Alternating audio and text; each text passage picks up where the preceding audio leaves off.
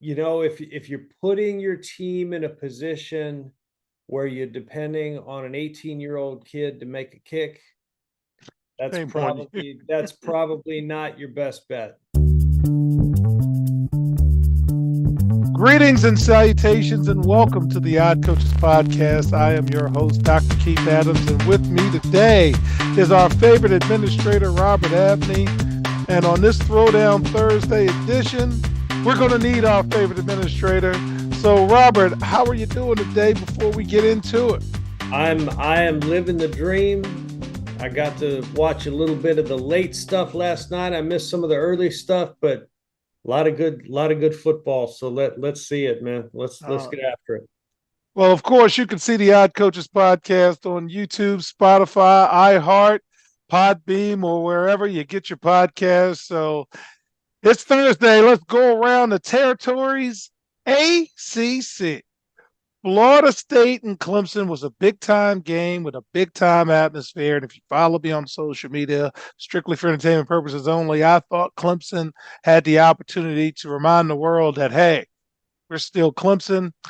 And bad play calling on Clemson's part, and those damn college kickers will get you every time. Robert, did you see any of the Clemson Florida State game or highlights? Do you agree about the bad play calling and that damn kicker?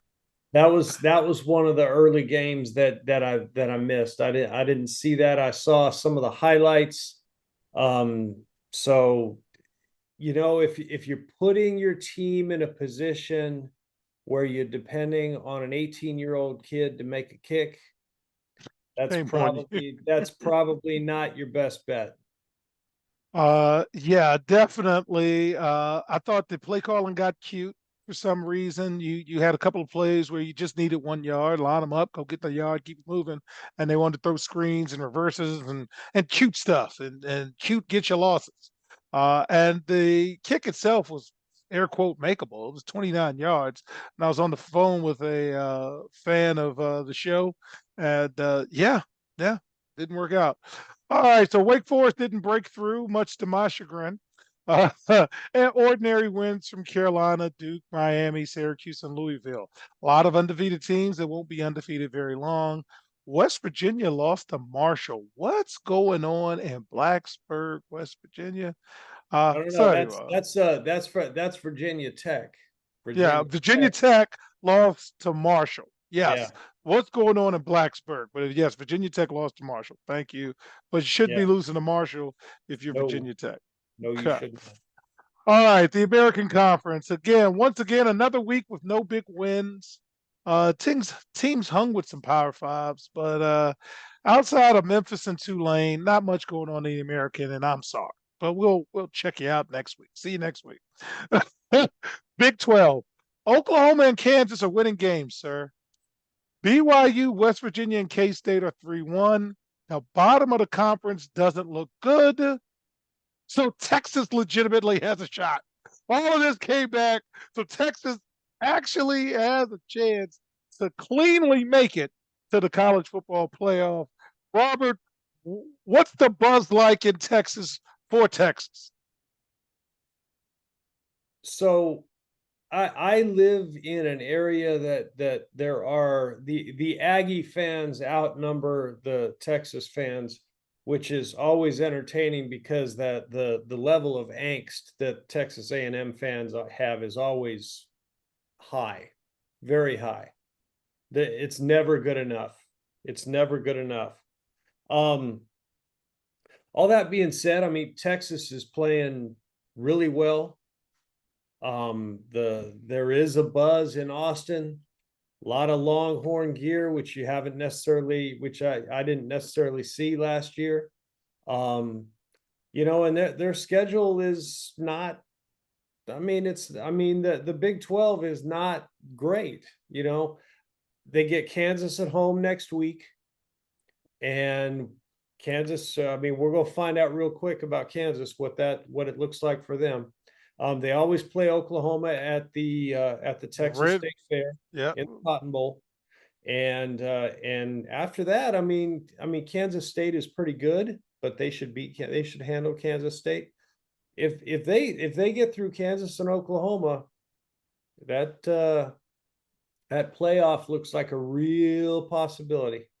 Yeah, yeah, no feelings or emotions. So, all right, in the Big Ten, uh, Ohio State, we will talk in greater detail about Ohio State in segment two.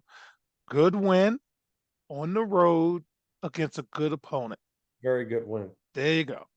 Michigan, welcome back, Jim Harbaugh. You beat Rutgers. Penn State, thank you for knocking Iowa out of the undefeated ranks. So now I don't have to talk about Iowa the rest of the year. We also have Maryland's undefeated. Hopefully, they can make the top 25, and several other teams for at least another week. We'll have something to talk about. Yeah, So, can I just cool. point out that there is no way after the debacle last night, there's no way that Iowa is going to average 24 points this season, scoring Yeah. 24 points this season. No way. Not Yeah, and next year when the Big Ten expands to better teams and we're away from the cupcake versus the we play real teams divisions, we won't have to worry about them anymore. no. So we're going to move on. HBCUs, North Carolina Central is 3-1. FAMU is 3-1. Conference play is amongst us. So good luck to the rest of the teams. Group of five roundup. Conference USA, Liberty is quietly winning games. Fortunately, they didn't score enough points for me last night, but that was strictly for entertainment purposes only. And nope, and Liberty is the team in Conference USA to watch. A little Maction. Akron took Indiana to four overtimes, Robert. Why is Akron taking Indiana to four overtimes before losing? The simple explanation is Indiana is terrible. That's And they're on Iowa's side of the bracket. that's really all there is to it. They are terrible. Um, you know, Akron shouldn't take you to four overtimes. no, but here's the other thing, because their half of the Big Ten is so bad. It may come down when they play Purdue for the old Oaken bucket, because that's the trophy game that Indiana Purdue have. When they play for the old Oaken bucket at the end of the season, that may be the determinant whether Indiana and Purdue get to go to a bowl game or not. Well, anyway, the MAC has a lot of 3-1 teams. We'll check Yep. back in next week. Okay. Mountain West. Air Force and Fresno State are 4-0, and we're going to look for them in the rankings soon. That's about it for the Mountain West. Look for I Air will Force say, and hey, I will Fresno say, State. I watched Fresno last night, and they're playing Kent State, and MAC team, but they did hang 50 on Kent State in the third quarter, and they were still rolling. They looked pretty good, for whatever that's worth. For whatever it's For okay. entertainment purposes only, they look. Because in December, sir, I'm going to remember you said that. The Sun Belt Conference, JMU was 4-0. James Madison. I'm mad about the little bowl wrinkle that they have. Robert said if they don't have enough bowl teams, and again, if Indiana and Purdue are fighting for a spot, maybe they can take JMU. Marshall's 4-0, and again, they beat Virginia Tech, and Georgia State is 4-0. So we're not ready to put them in the group of four ranking, the group of five slash college football playoff team going to the Sugar Bowl, but we're going to keep an eye on them. Our independent Notre Dame is now 4-1. Hey Marcus, we like you, but you got to have 11 on the field, and we're not worried about taking a penalty when they're on the goal line ready to score. I think I'm good with that. Rush in, and what are they going to do? Move the ball an inch? It's a mulligan. It's the clock you're worried about, not field positioning. But again, we like you. We root for you. Don't let Duke beat you next week and then have a problem. Did you see any of the Ohio State Notre Dame game? And before we I'm sorry, before we discuss coaching in segment two, any thoughts about that game? I saw the tail end of it. I'm one of those guys where I think that coaches tend to overthink things at the end of the game. run the ball up the middle and make them use their timeouts. Because when you run the ball up the middle and you make them use their timeouts, you don't have a situation at the end of the game where they can use their last timeout to save a 10-second runoff after you've played really good defense and caused an intentional grounding penalty. Because you can do that. You can burn a timeout to keep that 10 seconds from going off the clock. Because if they don't have that timeout, they get to run one more play and the end of the game looks very different. And lesson to all players and coaches. Boring wins more than it loses. And what Robert recommended was very boring. And you go to the pay window more often with boring betting than exciting betting. But I digress. Let's go to the Pac-12. Oregon beat Colorado. So we will talk about this game in segment 2 in a little more detail. But let me just say, Oregon is a better team than Colorado. So they should have beat Colorado. They were a 3-touchdown favorite, so nobody was sleeping on you when you're favored by 3 touchdowns. And you shouldn't care what an 89-year-old man has to say. That's the teaser to segment 2. All right. USC, Washington, Oregon, Utah, Washington State, all undefeated. And some of that's going to be cleaned up. Best game yesterday that nobody saw. Washington State 38, Oregon State 35. They were both defeated. They were both ranked. It was in Pullman, so it was in the Palouse. And that those are the two teams those are the cast outs from the Pac-12. And that I didn't get to see that, but the highlights I saw, that was a pretty good game. Yes, it was. Yes, it was. And you're right. Nobody watched because there was some other games on. And quite frankly, I stayed away from that one strictly for entertainment purposes only for the reason you just mentioned. Those are two close teams. I'm not messing with that one. So finally, SEC. Georgia's rolling. Okay. Alabama looked like Alabama, and Nick Saban wins the quote of the week with "eliminate the my bads." I stood up in my basement and applauded because I hate my bad. My bad never won nothing.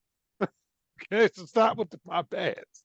Okay, Kentucky's still undefeated, Robert, and they got a lot of one-loss teams. Any thoughts on the SEC before we close this segment? I think Alabama may have finally figured out their quarterback business. Until the next time they're down. Yeah, but I think Nick Saban came out earlier in the week and he said Jaden Milroe's our guy. So I think that probably puts the rest of that to bed. Nick Saban's the same guy that pulled Jalen Hurts, right? I'm done messing with that dude. But hey, when you win, do whatever you want to do. That's right. All right, in segment 2, we're going to talk about coaches' comments and react to them from a perspective of coaching and administration. I think you'll find this entertaining. We'll be right back on the iCoaches podcast. The high school and college academic and athletic landscape is changing. The growing number of college transfers, as well as student athletes being able to profit off the use of their name, image, and likeness, has given student athletes the freedom and power to make life-changing decisions. That is why it is important for student athletes to be properly informed throughout the decision-making process. The difference between success and failure is often measured not by yards, but by inches, and even the most successful coaches and players use outside independent consultants to help improve their decision-making, which improves their results. That is what the CKA Save Project would like to do for student athletes across the country, improve their academic and athletic results. Our academic and athletic consulting services assist student athletes with the college decision-making process. The CKA team of former high school and college coaches can provide student athletes an independent assessment of their academic and athletic skills to assist student athletes in their college decision-making process. Let the CKA team evaluate your academic and athletic ability to assist you in finding the right fit for your academic and athletic career. For more information, visit us on the web at www.ckasaveproject.org or schedule a free virtual consultation with Dr. Keith Adams by email at cka@ckasaveproject.org. Welcome back to the Odd Coaches Podcast in segment 2. Let's talk coaching comments. So I'm going to start off with Dan Lanning from Oregon. And here are the quotes that I kind of want to react to. So I'm going to say the quotes, I'm going to react to them, and then tag off to Robert to close each of these. So Dan Lanning said in the pregame that, quote, "They're fighting for clicks. We're fighting for wins. The Cinderella story is over." And I was reminded that it was week 4. So I don't know when Cinderella started, but I don't know if it was week 4. And the second quote he said was, "We're prepared for a battle. It didn't end up being a battle," he said after the game. "I'm glad we put Oregon in the light it deserves to be in." So let me tell you my comments here. Again, it's week 4, and they were favored by 3 touchdowns. Phil Knight is your benefactor. The founder of Nike gives you every conceivable color scheme of a uniform in the history of the pinwheel. You were 10-3 last season and played in the Holiday Bowl. It's a long season, and you signed a 6-year, $29.1 million contract with the Ducks. What was you looking for, man? Robert, tell me if I'm crazy, but slow down. Where's the vitriol coming from? Talk to me. Yeah, I just, and you and I talked about this previously, you know, when you've been around a while, you learn that and this reference is going to date me a little bit, but you know what I'm talking about. And for all you younger folks, use the Google machine. Google machine. Right? Use the Google machine, but you want to save the Newt Rockne stuff for when you really need it. You don't need that stuff when you're a 3 touchdown favorite against a team that their best player, aside from their quarterback, isn't even going to play. You don't need that. Go out and get after them, and the game will take care of itself. Save that stuff for later, because there will come a time later this year, I don't know, maybe when you play USC, you may need that then. You can't go back to that well over and over again. It doesn't work. He's going to make me root for Lincoln Riley, man. All right. So thank you for that, Robert. So now Deion Sanders, Colorado. After the loss, he called the game a good old-fashioned butt kicking. So he acknowledged that they didn't play well. He also said, God bless him, of Dan Lanning. He's a great coach. Take shots. They won. Take a shot. Sanders credited Lanning in Oregon, but Sanders didn't shy away from sending a message too. He said, candidly, you better get me now. This is the worst we're going to be. So here's my thoughts on that before I tag to Rob. Deion acknowledged the truth. That's what he did. That's what you're supposed to do. Yeah, we lost. He prepared for the future. He did. Hey, recruits, come help me beat this dude that talked too loud when he knew he was going to beat us. Move on to USC because you got another money game, and that's the beauty of what Deion's doing. A 1-11 team last year, got game day, got sold out stadiums, got all this attention to the point where a team that was a 3-touchdown favorite was touched enough to bring you up for the pregame. He brings such energy, and this guy's got a 5-year, $29.5 million deal, and Lanning got a 6-year, $29 million deal. So I think some of that might have been a little saute at the agent. Robert, talk to me about what Deion said.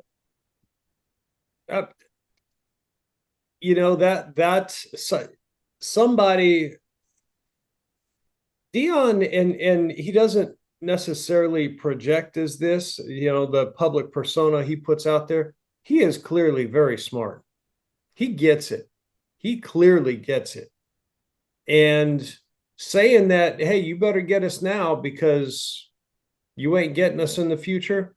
I'm a believer, man. I'm on the Dion train. I think he does a great job.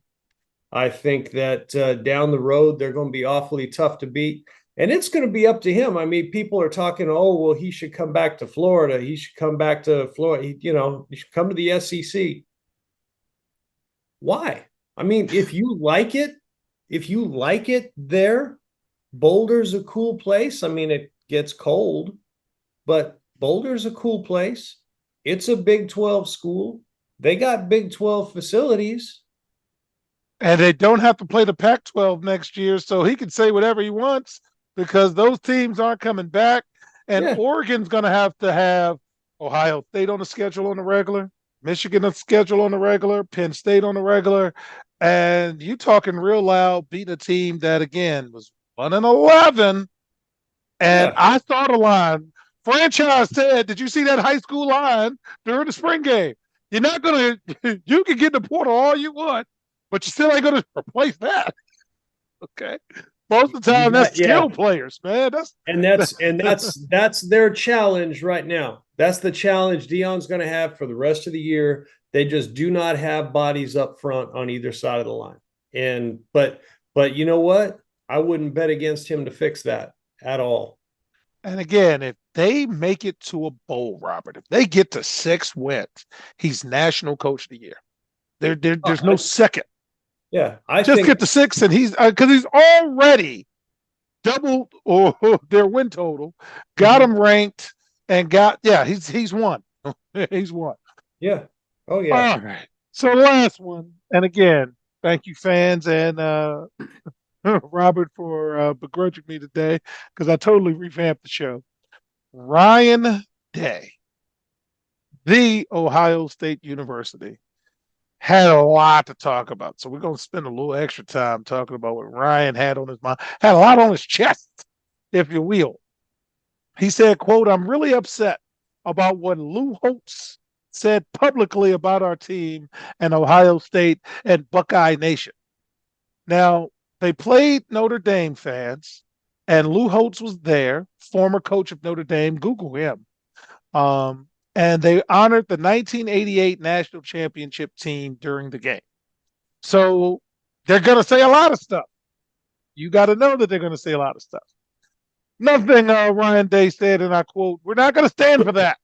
That's not even close to true. We had one bad half a couple of years ago up in Ann Arbor. The second half, every game we play in, we're physical. We are. I don't know where that narrative comes from, but that ends tonight. So here's what Holtz said. He cited Ohio State's consecutive losses to Michigan, who's their arch rival, and its college football playoff losses against Georgia, Alabama, and Clemson as examples of a team that lacked grit. Lou Holtz is 86 years old, and he is not the only person to say that, but for some reason, it kind of got him going. Another set of quotes. Quote, we always say ignore the noise, but every once in a while, after a while, someone's poking you, you got to stand up for what you believe in. That's the way I was raised. Not with the way you were raised, by the way, comments, everybody. And that's the way I'm going to be moving forward. I got a bunch of guys in there that I love, that I work with every single day to see some of the things that were said. I get Ohio against the world. We needed to go out there and play like that. We needed to win to stop the narrative that is going on because it's not true.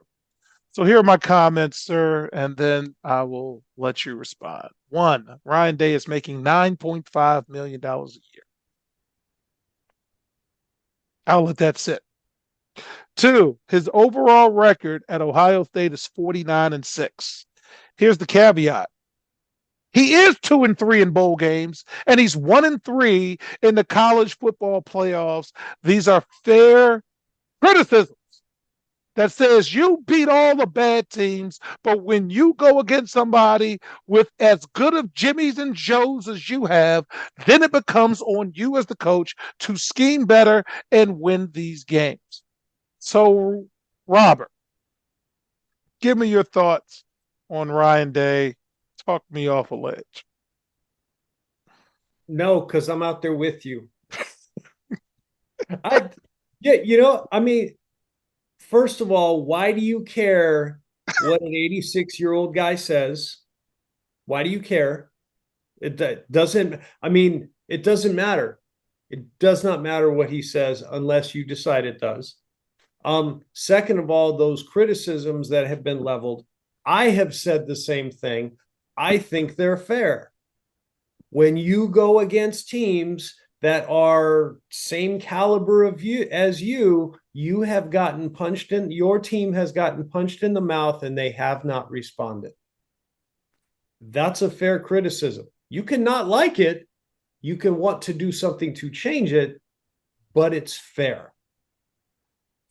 And I felt what I saw of the game last night, their quarterback played really well down the stretch. Notre Dame made some bad decisions, failed to have 11 guys on the field for the last play of the game. The last two plays of the game.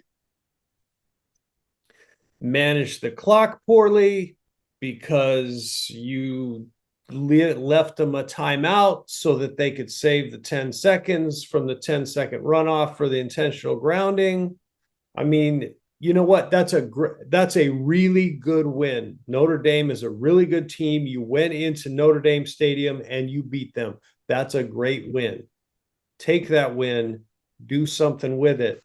But Ohio against the world, please. Ohio State has more money than just about anybody except maybe a handful of schools. I've been to Ohio State. I've had the pleasure of speaking on their campus at the National Recruiting Conference. Beautiful facility, 100,000 in the horseshoe. The whole town is all you. Yeah, let's slow down and kill the speeches. And anyway, when we get back in segment 3, we'll talk about things strictly for entertainment purposes only. And I wasn't very entertained.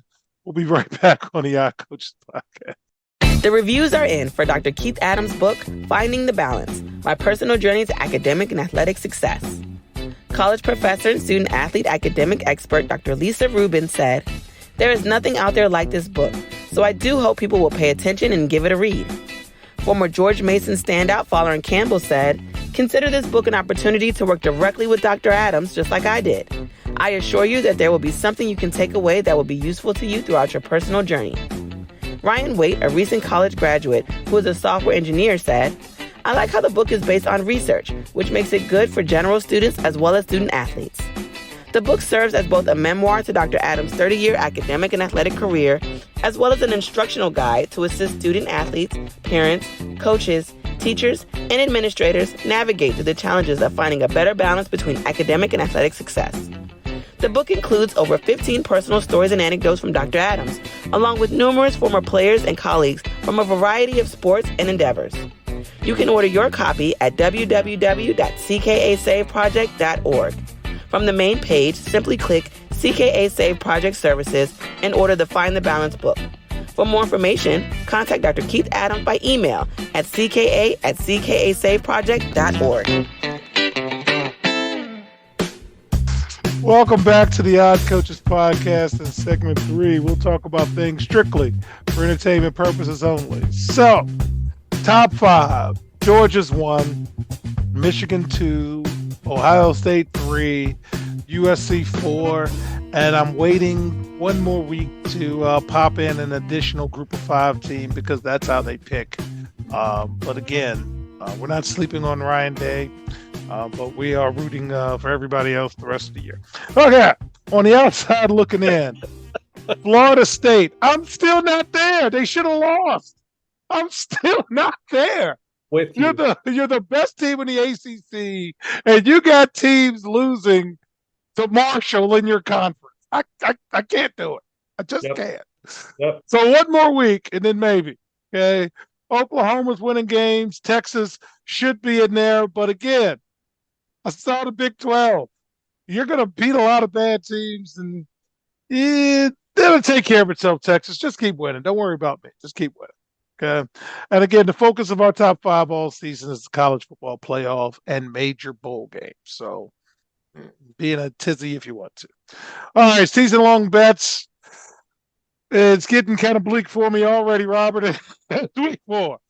Clemson is 2-2, so they have to win out for me to win that bet, and you already shook your head. Tulane is 3-1. I have them over 9. Maryland is 4-0. I have them over 7.5. So we're halfway there in College Park. Let's go get that win next week in the Shell. Texas is over 9.5. They're already 4-0. Let's keep going. Troy is over 8. That's another one. They're 2-2. Ugh. It's not looking good for me. Notre Dame is over 8.5. They're 4-1. Don't let Duke be a trap game. Just keep winning now. Keep winning. Okay. Your loss is not a bad loss. You still got a backdoor way to get into the postseason, but again, don't get a second loss. Utah over 8.5. They're 4-0 without their starting quarterback. I like Utah. And I'll be paying more attention to the Utah-Oregon game later on this year than I would have if it wasn't for all that yah-yah. And Tennessee over 9, back on the winning track, 3-1. So anyway, let's get to the regular betting. Last week I was 4-1. This week I was 1-4, and I'm down $32 this week. Overall, I am 8-17. That's 32%. But this is why my wife's not mad at me, Robert. I'm only down $12.46. Okay, so she could care less. I got to do better though. But let's talk about what I bet on. I'm 0-5 on my game of the week spreads. I have BYU plus 9.5. BYU's been playing better, and they had opportunities and just could close and rats. Okay. I had Liberty over 52. I've been 1-4 with over-unders. Liberty scored like 46, 47 points combined in that game. Yeah. My 2-play, I've been 2-3 with 2 plays. I had TCU -7. They did their part. And then Wake laid an egg against Georgia Tech. Wake can't break through. So I got nothing. My 3-play money line, I'm 3-2. I had Maryland, Oregon, and Penn State. Yeah, I had Oregon to win because it's business. But now, and I'll pick them again if I need to. But yeah, that was bothersome. And then my upset of the week, I'm 2-3 with the upsets, by the way. I had Clemson over Florida State. You can't miss a 29-yard field goal. And you were dead center. Come on, man. But that was this kid's second field goal ever. And I'm like, when they put that on the screen, Robert, I'm on the phone with a friend of the show, and I said, "Oh God, no!" And he said, "What?" I said, "This dude is about to miss a 29-yarder," and he's like, "He can't miss a 29-yarder." Look, yes, he can. Yeah, you can. Rats. Rats. Okay. So anyway, and please no death threats to the kid like last week. And another shout out to Dion because he said that's stupid. Don't do that. That's not necessary. So stop being mean. All right. Week 5, notable games that we're checking out. USC against Colorado. This will be the last loss Colorado really is supposed to have. And then they go the 50-50 trick for the next couple of weeks. So they'll keep some energy going. Florida against Kentucky. Kentucky's undefeated and Florida's playing better. Clemson versus Syracuse now becomes a must-win game. Can they go to Syracuse and beat the undefeated Orangemen? I can't believe that's like the game. It's like the Orange Bowl because of the colors. All right. South Alabama travels to JMU.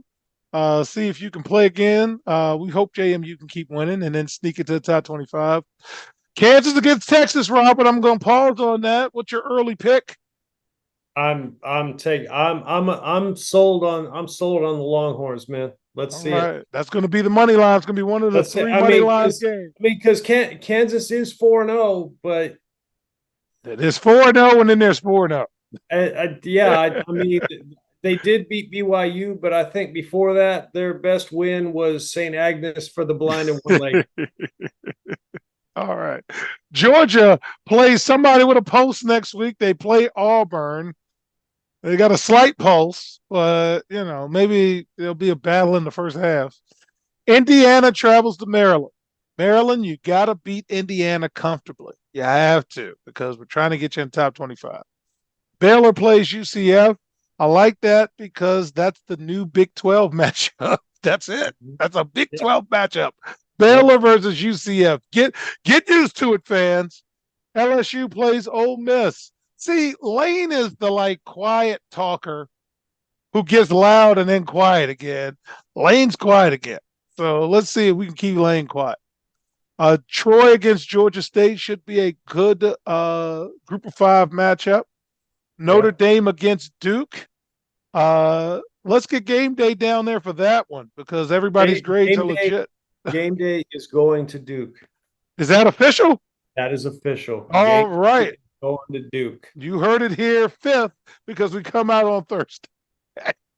All right, South Carolina against Tennessee. I'm watching that for all the wrong reasons. Alabama against Mississippi State. Watching that for all the wrong reasons because Alabama played well this week. Let's see if they can put 2 weeks together in a row.